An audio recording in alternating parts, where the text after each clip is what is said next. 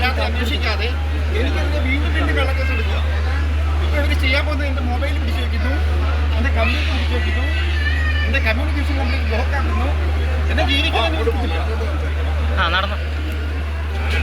എന്നെ ഈ നാട്ടിൽ ജീവിക്കാൻ അനുവദിക്കില്ല എന്നാണ് കേരള പോലീസ് പറയുന്നത്. ഞാൻ നാട് വിട്ട് പോയത് എന്നെ കൊല്ലുമെന്നുള്ള സ്ഥിതി വന്നപ്പോഴാണ്. എന്നിട്ട് ഞാൻ തിരിച്ചു വരുന്നു എന്ന് ഞാൻ പോസ്റ്റ് ഇട്ടിട്ടാണ് വന്നത്. എന്നിട്ട് എന്നെ പിടിക്കാൻ വേണ്ടി ഇവര് ഫ്ലൈറ്റ് പിടിച്ചു വന്നിരിക്കുന്നത്. ആരാണ് ഇവർക്ക് ഫ്ലൈറ്റ് ടിക്കറ്റ് എടുത്തു കൊടുത്തത്? കേരള സർക്കാരിന് എത്ര പൈസ ഉണ്ട്? ആരാണ് ചെയ്തത്? നിങ്ങൾ ചോദിക്കണ്ടേ? ജനങ്ങൾ ചോദിക്കണ്ടേ? പ്രായപൂർത്തിയായ രണ്ട് മനുഷ്യർ തമ്മിൽ പ്രേമിച്ചെടുത്ത പ്രശ്നം. ഇവർക്ക് ജനുവിനാണെങ്കിൽ ഇവർ രണ്ടുപേരെ വിളിച്ച് സംസാരിച്ചൂടെ? മഞ്ജു ആരെയും എന്നെ വിളിച്ച് സംസാരിച്ചൂടെ? എന്താ പ്രശ്നം?